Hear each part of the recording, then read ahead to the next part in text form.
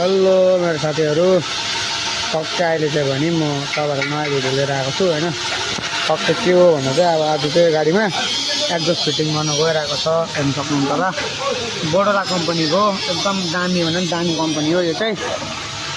हेर्नु सक्नुहुन्छ होला, दामी छ केटा हो बोडोलाको चाहियो भने चाहिँ अर्डर गर्नु है केटा हो। यसको डिलरसँग हाम्रो चाहिँ एकदम टचमा छ, सस्तोमा एकदम सस्तोभन्दा सस्तो रेन्जमा हामी मगाइदिन्छ होइन। ओरिजिनल बोडोला हो यो चाहिँ फेरि। प्रो एक्स बोडोला प्रो म्याक्स XX हो, XXX छ हो कम्पनी हो। तर यो तपाईँहरूले हेर्नु कार्बन फाइबर खाले छ हो, दामी भन्दा पनि दामी हो यो चाहिँ।